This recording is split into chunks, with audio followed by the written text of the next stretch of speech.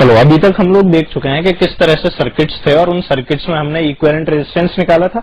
Equivalent resistance के निकालने के बाद में अब बारी आती है हमारी कुछ अलग तरह के सर्किट्स को एनालाइज करने की। कई बार क्या होता है, हमें सर्किट्स लाइन बाय लाइन लगे हुए दिखते हैं। और वो जो लाइन बाय लाइन सर्किट्स लगे हुए हैं उनको भी तो एनालाइज करने का कोई तरीका होता होगा। तो आखिर वो तरीका क्या होता है?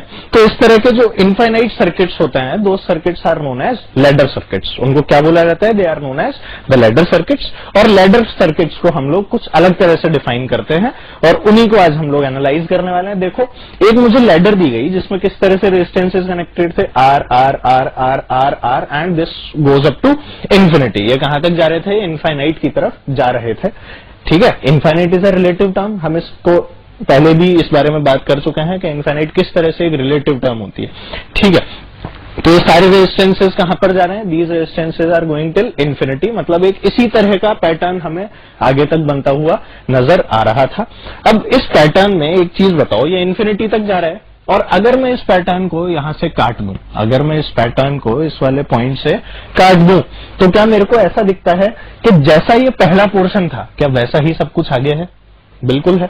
और इस आगे वाले पोर्शन को देखकर मैंने ये कहा कि चलो ये जो आगे का पोर्शन है इसको कुछ x मान लेते हैं।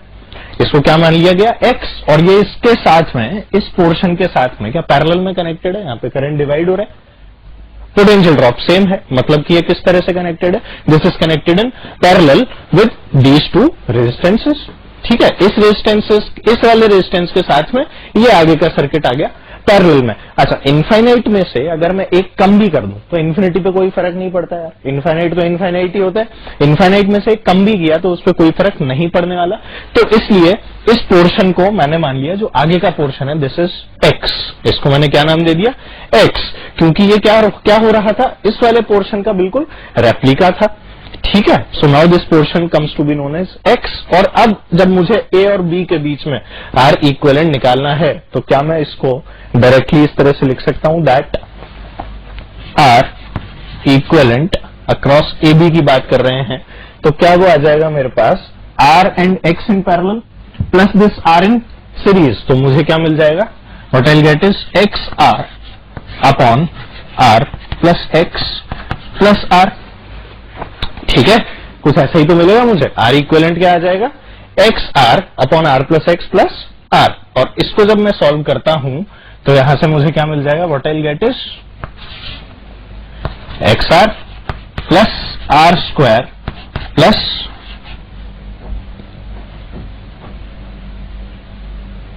X R and divided by R plus X. कुछ इस तरह की टर्म मिलेगी। और ये जो आर इक्विवेलेंट है, this is equal to what? This is equal to X. ये किसके बराबर है? एक्स के ही तो बराबर है। ठीक है ना, क्योंकि इनफाइनाइट सर्किट है और उसकी वैल्यू किसके बराबर होनी चाहिए? एक्स के बराबर। तो यहां से ये आता है, इसको और आगे सॉल्व किया मैंने तो what I get is X R plus R square plus X R equals to X R plus X square. ये मिला।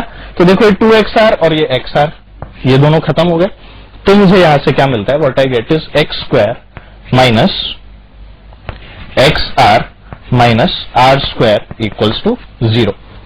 ये मुझे क्वाड्रेटिक इक्वेशन दिख रही है और मुझे वैल्यू किसकी निकालनी है? आर की। This is a quadratic equation in x. तो यहां से क्या अब मैं x की वैल्यू बहुत आराम से निकाल सकता हूं? बिल्कुल। तो ये x जो इनफाइनाइट सर्किट था, इस x की जो वैल्यू निकाली गई वो आखिर क्या निकाली गई? What I'll get is, from this equation I need to apply that thing which is x equals to minus b plus minus under root of b square minus 4ac upon 2a। क्या मुझे ये apply करना पड़ेगा? और इसे अब मैंने यहां पर अप्लाई किया तो मेरे पास में क्या आता है? x equals to minus b, b is r, मतलब कि minus of minus r, so this becomes r plus minus root of b square minus 4ac। b square is r square minus 4ac, c is negative so this becomes plus and a and c is 1 and r so this becomes 4r। ये कितना आ गया मेरे पास? 4r square. ठीक है, and this divided by 2। ठीक है ना, यहां से x की वैल्यू ये आ गई और इसे जब मैंने और आगे सॉल्व किया तो यहां से x की वैल्यू जो आई, it comes out to be r is common so this is r 1 plus root 5 upon 2। तो इस तरह से मैंने यहाँ पे इस इनफाइनाइट सर्किट का इक्विवेलेंट निकाल लिया, विच is the x I have calculated. ठीक है, अब इसकी और वेराइटीज बनती हैं, उन और वेराइटीज को भी एनालाइज कर लेते हैं। चलिए आगे देखते हैं।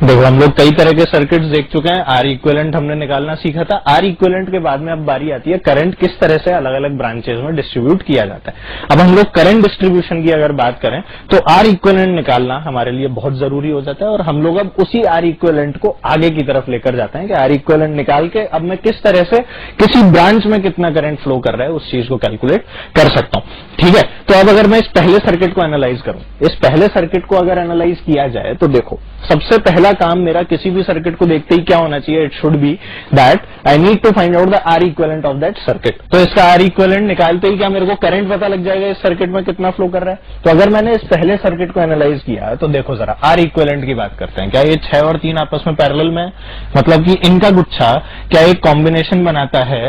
ये जो कॉम्बिनेशन है इससे मुझे क्या मिला, 6 into 3 अपॉन 6 + 3 मतलब कि 2 ohms।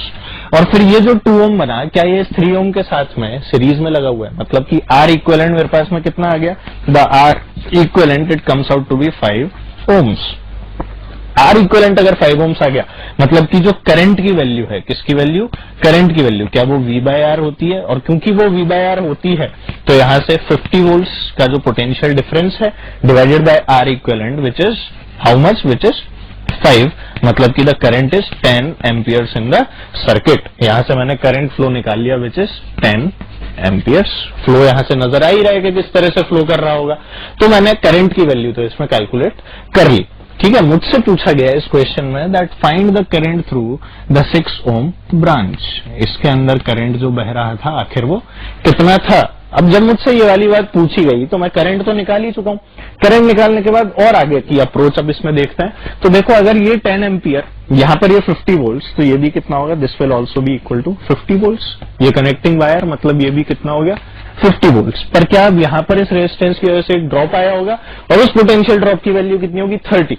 वो ड्रॉप क्योंकि 30 का ड्रॉप हो गया यार, करंट ऐसे बह रहा है तो ये पॉजिटिव और ये नेगेटिव, तो 30 का ड्रॉप आने से यहां पर मेरे पास में क्या बचता है, आई am left only with 20 volts. यहां मेरे पास में क्या बचता है, सिर्फ 20 वोल्ट्स। यहां पर 20, और जब मैंने इस वाली साइड को एनालाइज किया so this is 0, this is also 0, क्योंकि ये दोनों 0 तो ये भी 0। तो अब 6 ohm रेजिस्टेंस से करंट निकालना कोई बड़ी बात बची क्या, कुछ नहीं बचा। अब तो potential difference 20 - 0 divided bye 6, that's it, this is the current. तो ये पोटेंशियल डिफरेंस आई 6 ohm अगर मैं लिखूंगा तो यहां से क्या लिखूंगा, 20 - 0 divided by the 6 ohm resistance. तो ये आ गया कितना, 10/3 एम्पियर्स। ठीक है, सिमिलरली मैं 3 ohm वाले से भी करंट निकाल सकता था। वो कितना आता, 20 - 0/3, दैट्स इट। करंट यहां डिवाइड हो रहा है, दोनों पैरेलल में मुझे नजर आ ही रहे हैं। But the main thing was finding the R equivalent of the circuit. जब तक मैं आर इक्विवेलेंट सही नहीं निकालूंगा तब तक मुझे पता नहीं लगेगा कि सर्किट में करंट कितना है, और उस करंट की वजह से सर्किट में जो रेजिस्टेंस लगे हुए हैं उनमें पोटेंशियल ड्रॉप आखिर आ रहा है तो वो कितना आ रहा है। तो ये सब चीजें मुझे पता होनी चाहिए, और उसी के बाद मैं इन चीजों को एनालाइज करता हूं। ठीक है, अब इस नेक्स्ट सर्किट को देखते हैं। नेक्स्ट सर्किट में सबसे पहला जो मेरा काम होना चाहिए वो क्या होना चाहिए, इसका आर इक्विवेलेंट फाइंड करना, जो मैं पहले ही बात कर चुका हूं।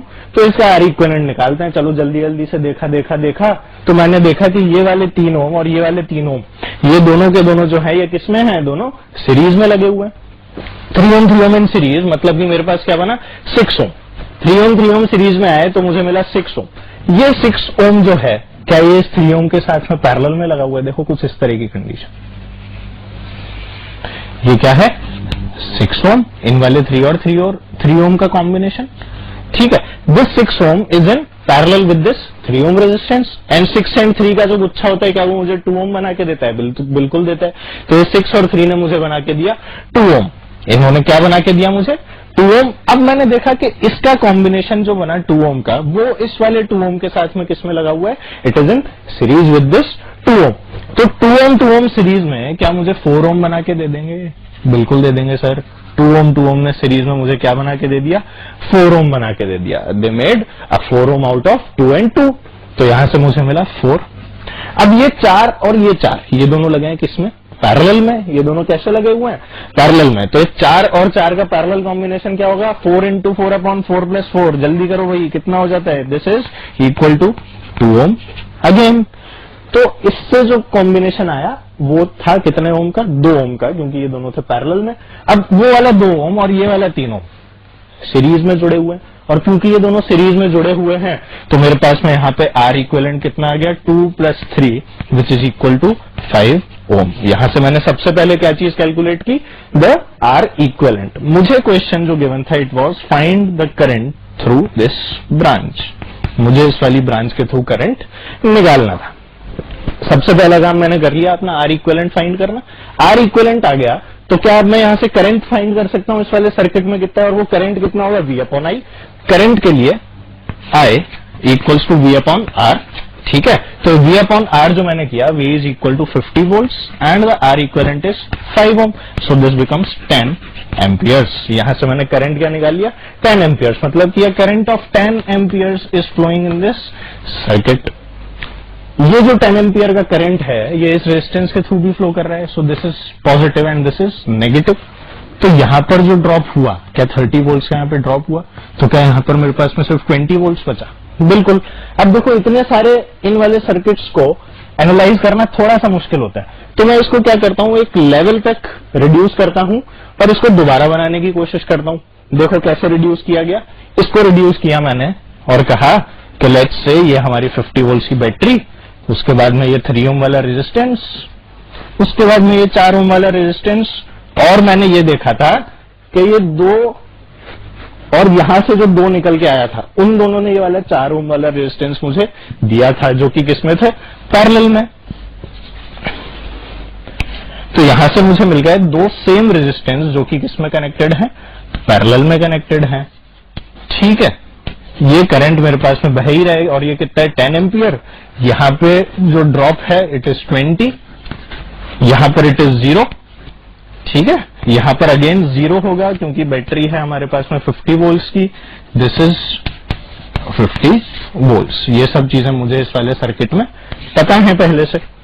ठीक है, तो अब क्या इस 4 ओम के थ्रू करंट निकालना कोई बड़ी बात है? बिल्कुल नहीं, क्योंकि देखो दोनों रेजिस्टेंसेस सेम है, मतलब कि 1:1 के रेशो में करंट डिवीजन होगा। तो 20 - 0 divided by 4 this will give me the current through this branch. मतलब I equals to 20 - 0 divided by 4 which is equal to 5 amperes. तो मतलब इन दोनों ब्रांचेस के थ्रू कितना कितना करंट जा रहा होगा? दोनों ब्रांचेस के through the current flowing will be 5 amperes. So I get the answer as 5 amperes. ठीक है, तो इस तरह से करंट डिस्ट्रीब्यूशन के लिए मुझे हेल्प किसने की? आर इक्विवेलेंट निकालने में। तो आर इक्विवेलेंट निकालना is the most important part, और उसके बाद में हम सर्किट्स में करंट डिस्ट्रीब्यूशन की बात करते हैं जो कुछ इस तरह से हो जाता है। अब आगे बढ़ते हैं और आगे के सर्किट्स को एनालाइज करते हैं जो इससे भी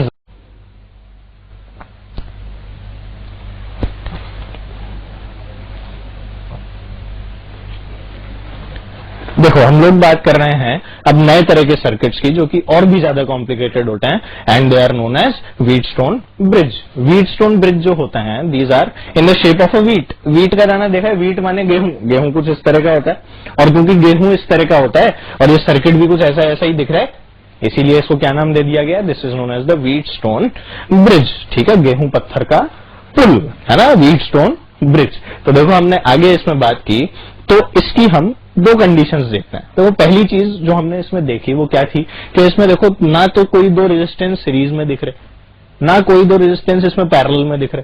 तो यार इसको एनालाइज करूं तो आखिर कैसे करूं? ठीक है, तो इसकी 2 कंडीशंस जो हम लोग पढ़ते हैं वो क्या क्या होती है? The first condition is the balanced condition and the other condition is the unbalanced condition, ठीक है। इसकी हम लोग कितनी कंडीशंस पढ़ेंगे? दो, जिसमें एक होगी बैलेंस्ड और दूसरी होगी अनबैलेंस्ड। अब ये बैलेंस्ड अनबैलेंस्ड का क्या चक्कर है, तो हम अभी पहले बैलेंस्ड की बात करते हैं। तो जब एक व्हीटस्टोन ब्रिज को बोला जाता है that it is under the balanced condition, this implies that the current through this branch, current through the R5 resistance is equal to 0। ये कंडीशन मेरे को हमेशा दी जाएगी किस चीज के लिए? For a balanced Wheatstone bridge, ठीक है। जब भी एक व्हीटस्टोन ब्रिज को बैलेंस्ड बोला जाएगा, मतलब कि the condition would be that the current through the middle branch, ये जो R5 वाली जो मुझे ब्रांच दिख रही है, this should be equal to 0, ठीक है। ये मैंने यहां से बात कर ली कि IR5 इज इक्वल टू 0। तो देखो अब अगर मैं आगे बढ़ा और अब मैंने इसको अगर एनालाइज किया, ठीक है, तो मैं इसको किस तरह से एनालाइज करता हूं? जब ये IR5 के थ्रू करंट 0 हो जाता है तो मेरे पास में एक कंडीशन निकल के आती है which is R1 R4 equals to R2 R3, मतलब this is the condition for a Wheatstone bridge. अगर ये कंडीशन ट्रू है तो मैं इस चीज को लगा सकता हूं that the current through this branch, और I can say that this branch can be removed. इस ब्रांच को हटा दो, फर्क क्या पड़ने वाला है, ठीक है, डिफरेंस तो हमेशा वही आएगा।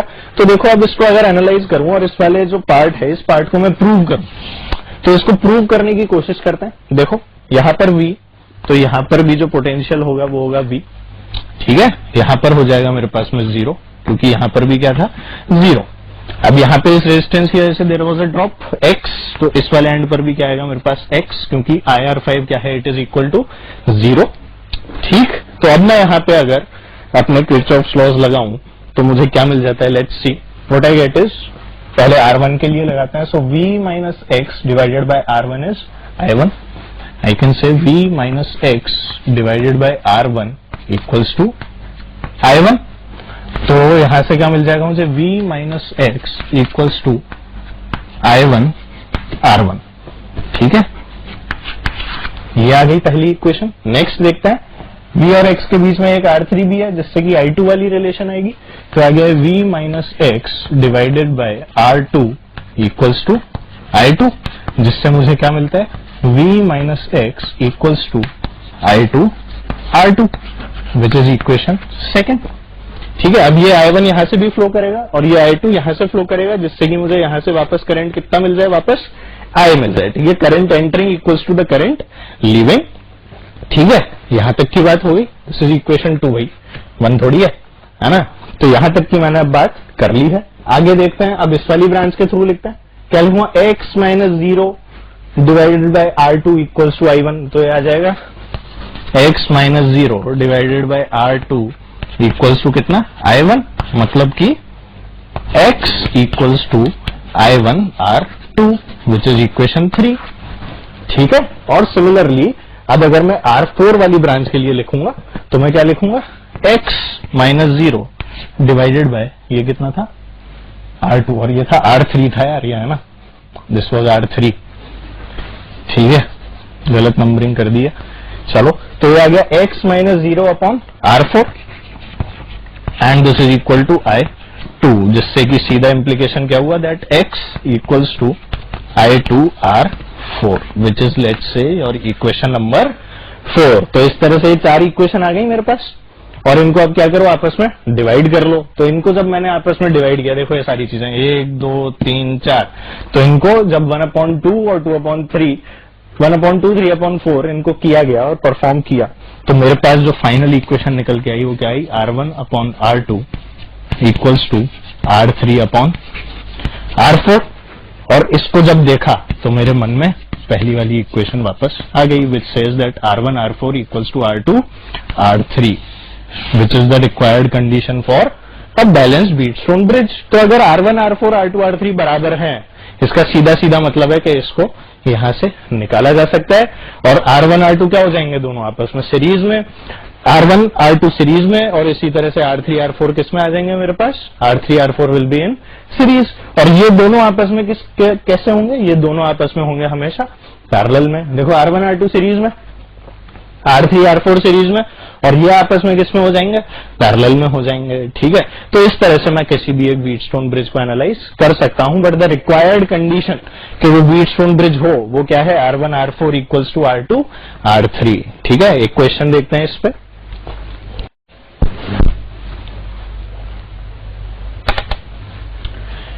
चलो एक व्हीटस्टोन ब्रिज के एग्जांपल को देखते हैं।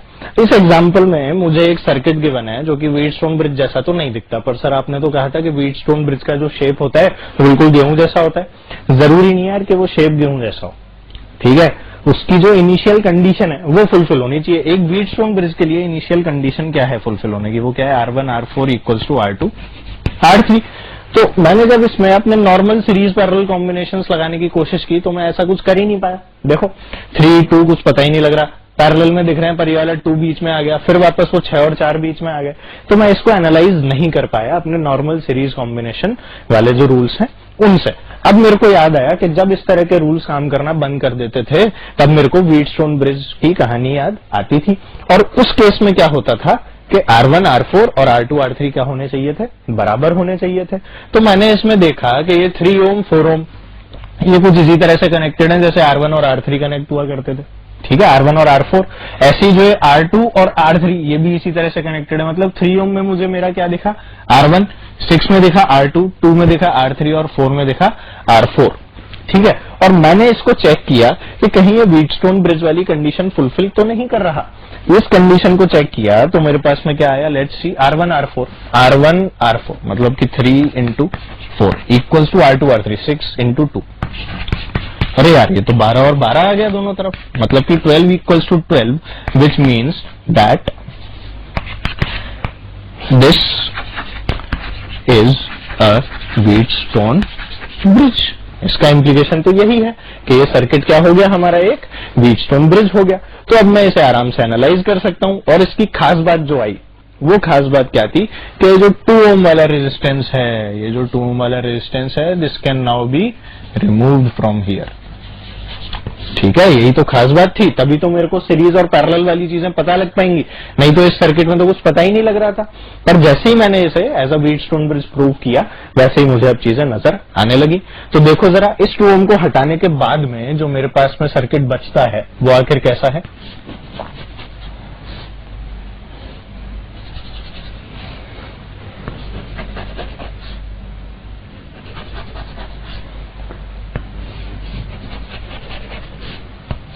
कुछ इस तरह का सर्किट बचा, this is 2 ohm, this is 4, this is again 2, this is how much, this is 3 and this is 6 ओम।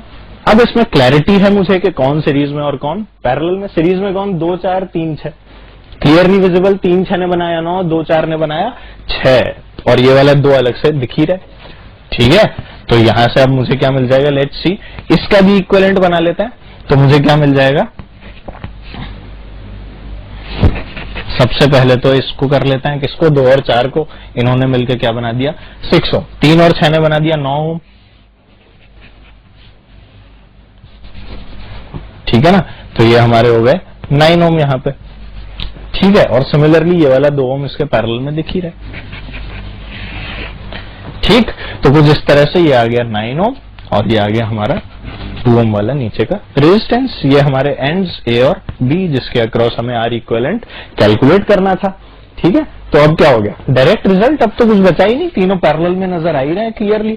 और तीनों अगर पैरेलल में है तो यहां से मैं डायरेक्टली लिख सकता हूं 1 upon R equivalent equals to 1 by R1 which is 9 ohm plus 1 by R2 which is 6 plus 1 by R3 which is 2, ठीक है। तो यहां से 1 by R इक्विवेलेंट की वैल्यू कितनी आ जाती है, लेट्स सी 9 6 एंड 2। तो इसका एलसीएम अगर मैं लेता हूं तो यहां से मुझे क्या मिल जाता है, व्हाट आई गेट इज 9 6 2। तो मैं करता हूं ये 3, दिस इज 3 2 2 18 आना चाहिए। देखो जरा 3 से वापस से गया तो 1 2 2 और फिर ये 2, तो यहां से 18 आ जाता है मेरे पास में क्या, एलसीएम, ठीक है। 9 6 और 2 का जो एलसीएम आता है it comes out to be 18। 18 divided by 9 is 2 plus 18 6 3 plus 18 2 9, ठीक है। तो 9 and 5 इज 14, मतलब 1 upon R equivalent equals to 14 upon 18 आ गया मेरे पास। तो यहां से आर इक्विवेलेंट की वैल्यू क्या आ गई मेरे पास में, 18 अपॉन 14 विच इज 9 by 7। तो मेरे पास R equivalent finally it is equal to 9 upon 7 ohms, which is the required answer for this Wheatstone bridge equivalent resistance. तो इस तरह से मैं किसी भी सर्किट को बहुत आराम से एनालाइज कर सकता हूं बिना किसी दिक्कत के, अगर मुझे Wheatstone ब्रिज आता है। ठीक है, आगे देखते हैं। हम लोग अब बात करेंगे एक अनबैलेंस्ड Wheatstone ब्रिज की। ठीक है, देखते हैं। देखो, इस बार जो हमें सर्किट गिवन है, it is also a kind of Wheatstone bridge. दिख तो एकदम Wheatstone ब्रिज जैसा है, ठीक है, पर यहां जो हमारी बेसिक कंडीशन होती है Wheatstone ब्रिज की, which is R1 R4 equals to R2 R3, ये कंडीशन जो है ये फुलफिल नहीं होती। इसीलिए इस तरह के सर्किट्स को क्या कहा जाता है? These circuits are known as unbalanced Wheatstone bridge. और इसमें हम लोग इस वाले सर्किट को, मतलब इस वाले रेजिस्टेंस को यहां से रिमूव नहीं कर सकते।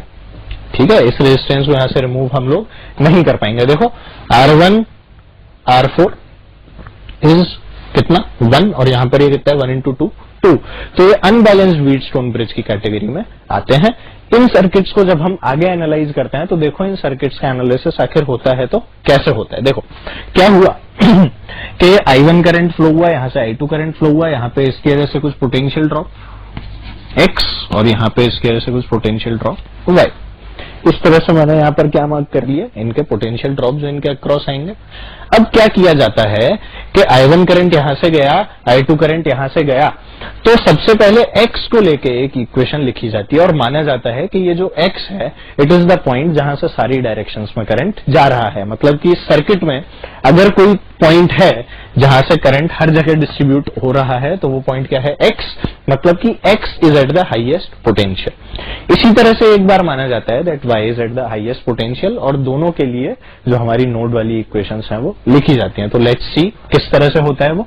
देखो, ये V है तो ये भी कितना हो जाएगा? V हो जाएगा। ये 0, तो यहां पर भी दिस विल बी 0। X और Y मैं यहां पे मार्क कर ही चुका हूं। ठीक है, तो सबसे पहले I am taking X to be at the highest potential. X at HP, X को माना गया कहां पे? हाईएस्ट पोटेंशियल पे। तो X के अबाउट में सारी इक्वेशंस लिख देता हूं। तो देखो, सबसे पहली X माइनस V अपॉन 1 क्या I1 के बराबर हो जाएगी?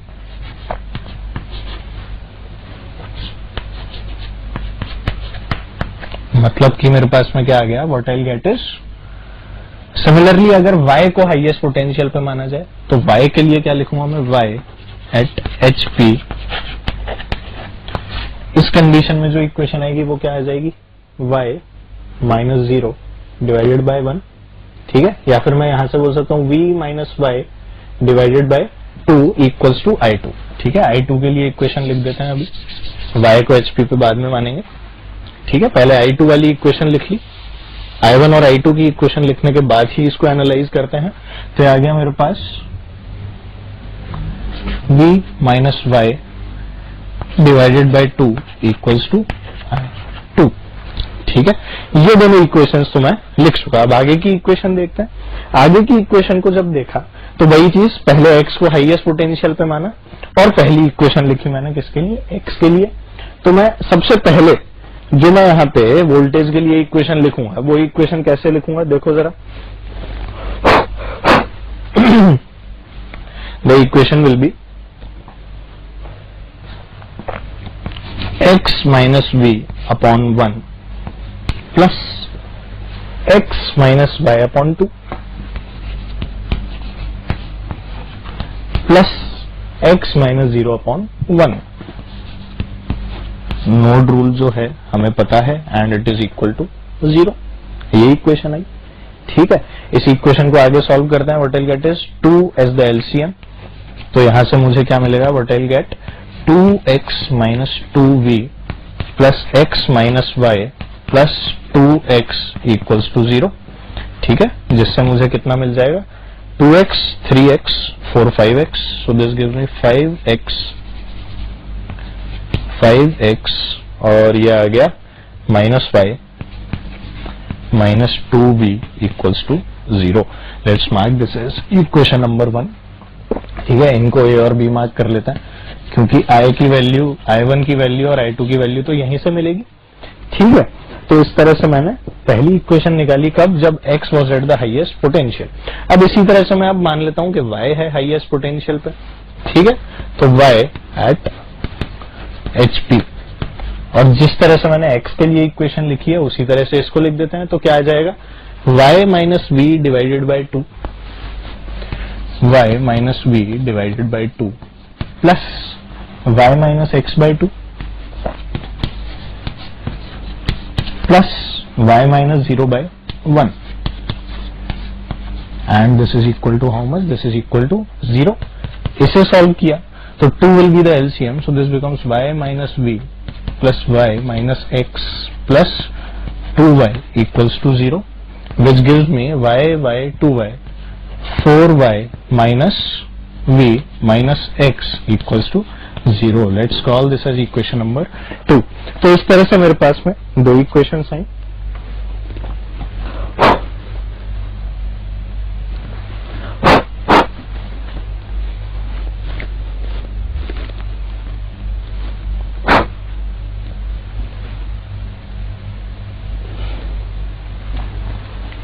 अब इन दोनों इक्वेशन से देखो, मैं चाहूं तो यहां से y को एलिमिनेट कर दूं, चाहूं तो यहां से x को एलिमिनेट कर दूं और 1 और 2 को आपस में थोड़ा सा मॉडिफाई करूं, तो एक दूसरे की वैल्यू यहां पर डालने पे मेरे पास जो x की वैल्यू आती है it comes out to be how much, जो x की वैल्यू सॉल्व होके आती है it comes out to B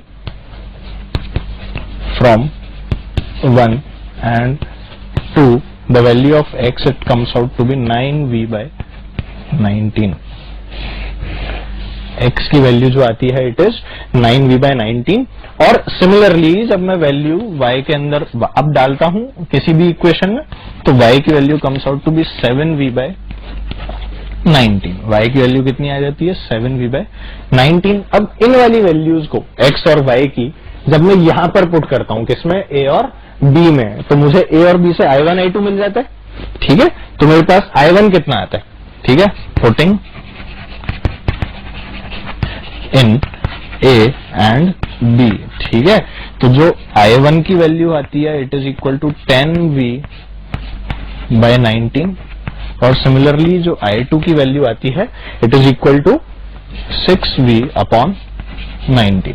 ठीक है, मेरा मकसद क्या था यहाँ पे, मेरा मकसद था इसमें कि मुझे R इक्विवेलेंट की बात करनी थी। ठीक है ना, मुझे तो क्या निकालना था यहाँ पे, R इक्विवेलेंट, I1 आ गया, I2 आ गया, X Y दुनिया भर की चीजें निकालनी, पर ये R इक्विवेलेंट निकालने का क्या तरीका है। तो R इक्विवेलेंट अगर निकालना है तो मुझे क्या करना होगा, वही basic Ohm's law which is V equals to IR। ठीक है, I मेरे को यहां से पता लग गया I1 प्लस I2, तो R की जो वैल्यू होगी वो कितनी आ जाएगी, the value of R will come out to be R equals to the value of V is given to be as V। ठीक है, तो हो गया V divided by I1 plus I2 which will give me 10v by 19 plus 6v upon 19 which comes out to be how much, which comes out to be 19 upon 16 ohms. ठीक है, तो यहां से मैंने इस तरह से क्या निकाल लिया है, R equivalent of this unbalanced Wheatstone bridge. तो ये कुछ इस तरह की कहानी मुझे यहाँ पे अप्लाई करनी पड़ी। Although the bridge was unbalanced, पर तो भी मैंने इसको एनालाइज किया और एनालाइज करके देखा कि R1 R4 की वैल्यू जो थी R2 R3 के बराबर नहीं थी, तो मैं इस 2 ohm ब्रांच को यहां से नहीं निकाल पाया। और क्योंकि मैं इस ब्रांच को यहां से नहीं निकाल पाया, इसलिए मैंने एक नया तरीका इजाद किया जो था कि पहले मैं X को हाईएस्ट पोटेंशियल पे मान के इक्वेशन लिखूं और उसके बाद में Y को हाईएस्ट पोटेंशियल पे मान के इक्वेशन लिखूं, वहां से एलिमिनेशन करूं और एलिमिनेट करके इनको मैं यहां से R इक्विवेलेंट को फाइंड आउट कर लूं। ठीक है, तो आगे और देखते हैं, आगे के सर्किट्स को एनालाइज करते हैं जो इससे भी ज्यादा कॉम्प्लिकेटेड होते हैं। ठीक है,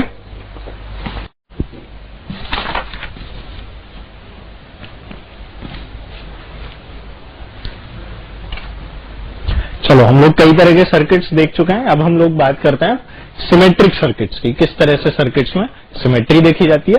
तो वो सिमेट्री जो होती है वो दो तरह की है। सिमेट्री कितने तरह की, दो तरह की, जिसमें हम लोग पहली देखेंगे मिरर सिमेट्री, ठीक है, और दूसरी हम लोग देखेंगे किस तरह से होती है, फोल्डिंग सिमेट्री। ठीक है ना, तो इस तरह से एक मिरर सिमेट्री देखेंगे और दूसरी हम लोग देखेंगे फोल्डिंग सिमेट्री। अब इस वाले सर्किट को मैंने देखा, तो इस सर्किट में अगर मैं इस सर्किट को देखो यहां से बीच में से काट दूं, ठीक है, और इसे कांच के सामने रख दूं, क्या कर दूं, इसको कांच के सामने अगर रख दिया जाए इतने हिस्से को, तो मुझे क्या दिखेगा, अगर यहां से करंट निकला I2 और यहां से करंट गया I1, तो यहां पे ये चीज तो मुझे पता है किरचॉफ्स लॉ से, दैट यहां पर भी मुझे I मिलेगा 20 है।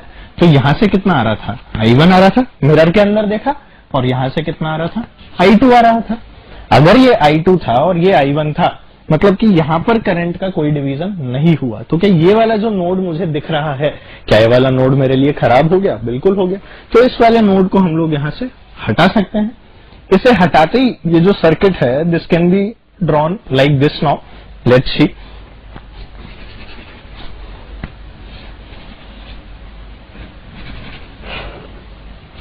इस वाले नोड को हम लोग रिमूव कर चुके हैं। तो ये जो सर्किट है अब कुछ इस तरह का हो गया। ये सारे रेजिस्टेंसेस जो हैं, दीज आर आर, ठीक है। इस वाले नोड को क्या किया गया, रिमूव कर दिया गया। और ये क्यों रिमूव किया गया? क्योंकि यहां पर सिमेट्री काम में ली गई थी और उस सिमेट्री का नाम था मिरर सिमेट्री, ठीक है। तो अब ये जो सर्किट बना मेरे पास, ये भी है बीच में, तो आ गया R R R R R R, और ये भी कितना, आर। इस तरह से मेरे पास में कॉम्बिनेशन बना। अब इसको तो आराम से रिड्यूस कर सकता हूं सीरीज पैरेलल कॉम्बिनेशंस देख के। तो देखो क्लियरली दिख रहा है, ये बना 2R, तो इसका इक्विवेलेंट अगर मैं फिर से बनाऊं इसके बाद का, तो ये क्या बनेगा, R। ये दोनों R और R किसमें, सीरीज में, और इसके साथ में पैरेलल में। तो इसका नेक्स्ट अगर मैं सर्किट बनाना चाहूं तो किस तरह का बना सकता हूं, नीचे आ गया 2R, ठीक है, ये दोनों R सीरीज में, फिर ये R, ये दोनों R, और ये वाले R की बात करनी है, मतलब कि कुछ इस तरह से ये आ गया R, ये फिर से आया R, ये फिर से आया R, ठीक है। और ये दोनों R ने क्या बना दिया हमारे लिए, 2R, क्योंकि ये दोनों किसमें है, सीरीज में। ये कॉम्बिनेशन है। इसको और रिड्यूस किया तो अब क्या आएगा, R और 2R किसमें, पैरेलल में, मतलब कि मुझे क्या मिल जाएगा, 2R/3, R और R का कॉम्बिनेशन, ठीक है। तो ये मिला मुझे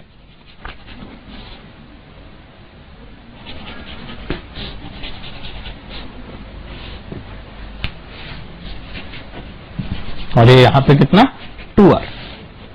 तो ये आ गया 2R, ये आया 2R/3, ये आ गया R, और ये भी आ गया R, ठीक है। और ये हमारा जो A और B एंड्स हैं उनकी बात हो गई। अब ये R, 2R/3, R तीनों सीरीज में, उसके साथ में ये वाला 2R पैरेलल में। इसको आराम से रिड्यूस करके हम लोग इसमें R इक्विवेलेंट जो है वो फाइनली फाइंड आउट कर सकते हैं। इन तीनों को सीरीज में जोड़ा, R + 2R/3 + R, और इन तीनों का जो सम आया उसको 2R के साथ में हमने पैरेलल में लिया, जिससे मुझे यहां से क्या मिल जाएगा, I will get the R equivalent for this circuit, ठीक है। आगे बढ़ते हैं।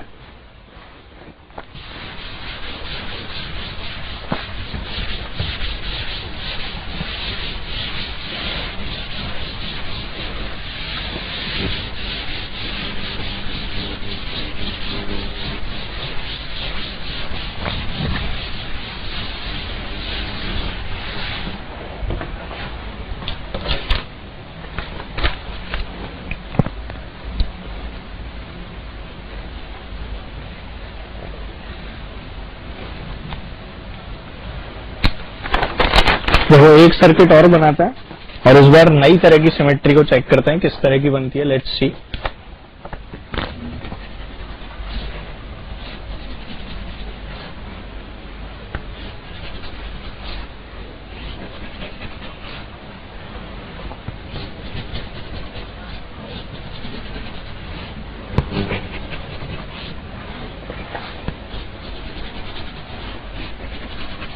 सर्किट्स ही इतने कॉम्प्लिकेटेड होते हैं, उनको बनाने में इतना सारा टाइम चला जाता है। देखो, and this is end B, और ये वाला एंड मुझे दे रखा है कितना, दिस इज एंड ए, ठीक है। ये हमारा सर्किट है और अब इसको एनालाइज करना हमारा काम है। तो जरा देखें,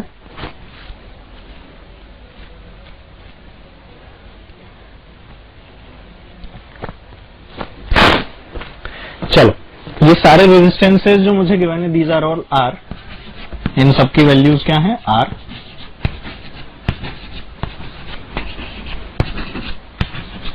और मुझे ए और बी के अक्रॉस क्या निकालना है, यहाँ पे इक्विवेलेंट रेजिस्टेंस निकालना है, ठीक है, इस सर्किट को आखिर कैसे किया जाए? मिरर सिमेट्री यहाँ पे कहीं कुछ काम नहीं आ रही, ठीक है, मिरर सिमेट्री काम नहीं आ रही, तो एक नई तरह की सिमेट्री जो हम लोगों ने बात की थी which is known as the folding symmetry, उसकी बात करने वाले हैं। तो देखो फोल्डिंग सिमेट्री में क्या होता है कि मैं इस वाली लाइन के अक्रॉस, ये जो ए बी जो लाइन है, दिस लाइन, इसके अक्रॉस में इस वाले पार्ट को ऐसे मोड़ के रख देता हूं, ठीक है, इस वाले पार्ट को उठाया मैंने और इस लाइन के अक्रॉस इसको फोल्ड कर दिया, ऐसे पेपर फोल्डिंग होती है उसी तरह से ये उठाया और इसके ऊपर ऐसा का ऐसा पुट कर दिया।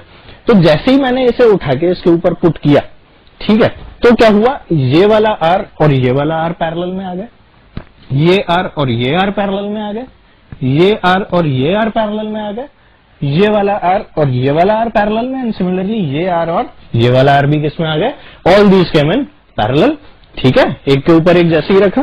तो देखो इसका नेक्स्ट जो इक्विवेलेंट बनेगा वो कैसा बनेगा, लेट्स ड्रॉ इट, ये ए एंड, ठीक है, ये तो आर का आर ही रहेगा, इस पे कोई फर्क नहीं पड़ा। ये यहां पर ये दोनों पैरेलल में आए थे, यहां पर भी पैरेलल में आए थे, ये भी पैरेलल में आए थे, कुछ इस तरह से, इसके ऊपर भी कोई फर्क नहीं पड़ा, ये आया था पैरेलल में और फिर ये भी आया था पैरेलल में, ठीक है, this is end A and this is end B again. इनकी वैल्यूज क्या हो गई पैरेलल में आने के बाद में, ये आर और ये आर तो इतने ही रहे, आर और आर जैसे ही पैरेलल में आए तो मुझे मिला r/2, सिमिलरली यहां पर भी r/2, यहां भी r/2, यहां भी r/2 और यहां भी r/2, इस तरह की एक कंडीशन बन गई। अब मुझे यहां पर क्या नजर आ रहा है कि इस वाले पोर्शन में सेम करंट, सिमिलरली इस वाले पोर्शन में भी सेम करंट बह रहा है, मतलब कि ये r/2 और r/2 सीरीज में, सिमिलरली ये r/2 और ये r/2 भी किसमें होंगे, सीरीज में, ये दोनों मिलकर क्या बना देंगे, r/2 plus r/2 is r। तो अगर इस जगह पर r है, देखो इसे ड्रॉ ही कर लेते हैं, ड्रॉ किया मैंने, r/2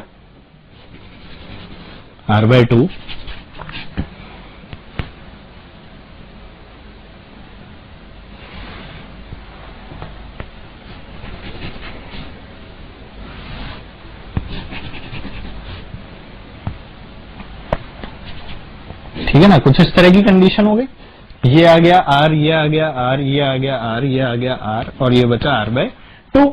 तो यार ये तो व्हीटस्टोन ब्रिज जैसा दिख रहा है, ये तो व्हीटस्टोन ब्रिज बन गया, r1 r4 equals to r2 r3, r2 दोनों क्या हो गए यहाँ पे इक्वल हो गए, मतलब कि दिस कैन बी रिमूव्ड, और इस वाले r/2 को हटाते ही तो कहानी बड़ी आसान हो गई, ऊपर के दोनों सीरीज में और ये दोनों भी सीरीज में। तो मेरे पास अब जो डायग्राम बनेगा वो कैसा दिखेगा, मुझे ये दोनों सीरीज में और ये दोनों भी सीरीज में, मतलब कि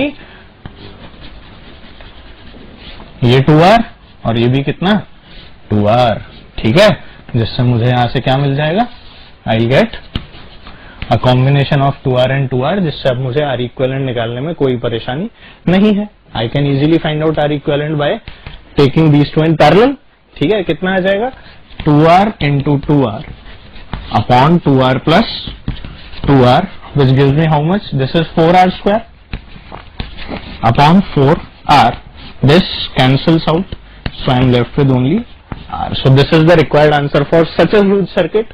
I get the R equivalent to be only r, ठीक है।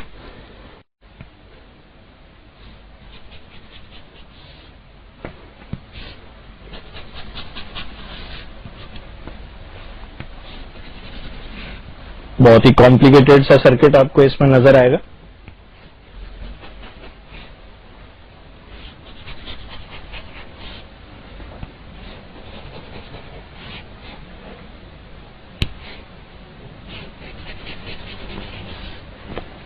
ठीक है, और अभी ये दोनों तो रह ही गए।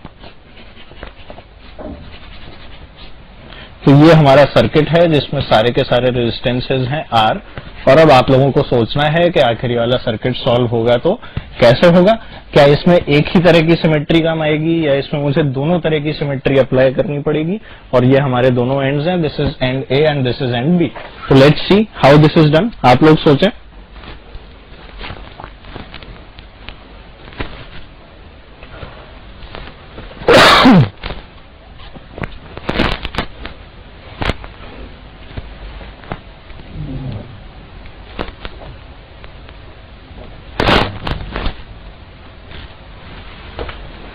देखो जरा इसमें क्या हो रहा होगा, इसमें अगर मैं A और B के अक्रॉस इसको वापस से मोड़ दूं, क्या कर दूं मैं, वापस से इसे फोल्ड कर दूं, तो देखें जरा मुझे क्या मिलता है, क्या ये सब पैरेलल में आएंगे? देखो ये आर इसके साथ, ये आर इसके साथ, ये आर इसके साथ, ये आर इसके साथ, ये आर इसके साथ, ये आर इसके साथ, क्या ये सब लोग पैरेलल में आ जाएंगे? और लाइन क्या है मेरे मोड़ने की? ए और बी के अलोंग, इसको आधे को इस तरह से मोड़ दिया है।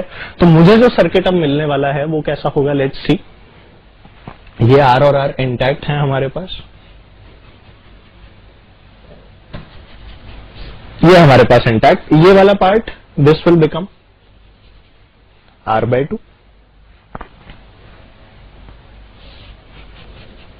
This again is R/2। फिर इसकी बात कर लेते हैं, ये भी R/2 और ये वाला पोर्शन भी कितना बनेगा हमारे पास? R/2 बनेगा। ठीक है, ये बीच वाला हिस्सा जो बचा ये कितना बना? ये भी R/2 और ये भी R/2। तो ये मेरे पास में सर्किट जो है ये रिड्यूस होके कुछ ऐसा बचा। ये आर और ये आर ही रहेगा क्योंकि इसी लाइन के अक्रॉस इनको मोड़ा गया है, जबकि बाकी बचे हुए सारे सर्किट्स किस में कन्वर्ट हो गए हैं? They have been converted into R/2। और क्यों R/2 में हुआ? क्योंकि ये मोड़ते ही क्या आ गए? इसके पैरेलल में आ गए। ठीक है, अब चलो आगे देखते हैं कि आगे इसका एनालिसिस कैसे होगा। आगे मैंने देखा कि फोल्डिंग सिमेट्री लगा दी, फोल्डिंग सिमेट्री के बाद में भी आरबी एनालाइज करने में प्रॉब्लम है। तो देखो अगर यहां से आई करंट चला, ये आई करंट था, यहां पहुंचा I1, यहां पहुंचा I2, और अगर मैं इसको इस वाली लाइन के अक्रॉस काट दूं तो क्या मुझे ये नजर आता है कि यहां पर अगर मुझे I चाहिए तो यहां पर I1 और यहां से I2 घुसना चाहिए? बिल्कुल नजर आ रहा है। तो मुझे इस वाले नोड के अक्रॉस ये वाली बात नजर आ गई कि इस नोड का होना ना होना हमारे लिए फ्यूटाइल है, मतलब कि ये बेकार है। ये नोड हो या ना हो मुझे इससे कोई फर्क नहीं पड़ने वाला। तो इस वाले नोड को हम लोग क्या कर देते हैं? इस वाले नोड को हम लोग रिमूव कर देते हैं हमारे पहले सर्किट की तरह। And I am left with what? I am now left with R, ये भी आर, अंदर ये आया अपना R/2, R/2, R/2,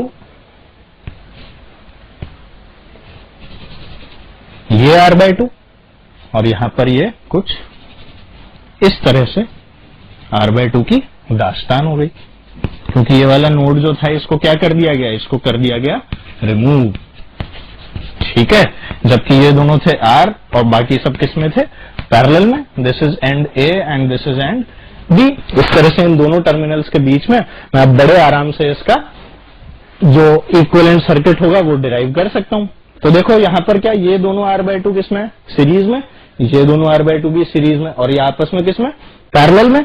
तो नेक्स्ट सर्किट हमारा कैसा बनने वाला है? नेक्स्ट सर्किट जो बनेगा वो बना ये दोनों 2R सीरीज में। तो मुझे मिलता है A, ये हमारा पहला वाला 2R आ गया। नीचे की साइड में मैंने देखा R/2 का क्या बना? पहले तो ये वाला R/2, फिर इन दोनों का R। ठीक है, this is R/2, this is R, this is 2R। ठीक है, यहां पर अब ये वाला R/2, ठीक है ना, और इन दोनों R/2 का क्या बन गया मेरे पास में? R। ये कंडीशन मेरे पास में अब आ गई। ठीक है, और ये कितना है हमारा? R/2। नेक्स्ट अगर इसका मैं सर्किट बनाऊंगा तो R और R का क्या बन जाएगा मेरे पास में? R/2। ठीक है, R और R का R/2 बना, तो अब मुझे क्या मिला यहां से? What I will get is the next circuit is, ये आ गया 2R,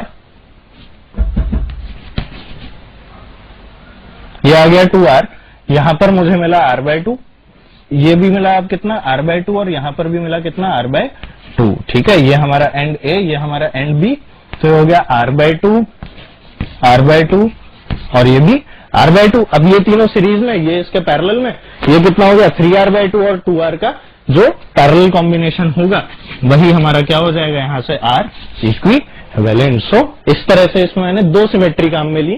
कौन कौन सी symmetry? One is the mirror symmetry and the other is the folding symmetry. ठीक है, पहले कौन सी काम में ली गई थी? फोल्डिंग, और बाद में जब फिर एनालिसिस नहीं हुआ तो मैंने इसमें कौन सी सिमेट्री लगा दी? Mirror symmetry. ठीक है, और इस तरह से हमने सिमेट्रिक सर्किट्स के बारे में बात कर ली है।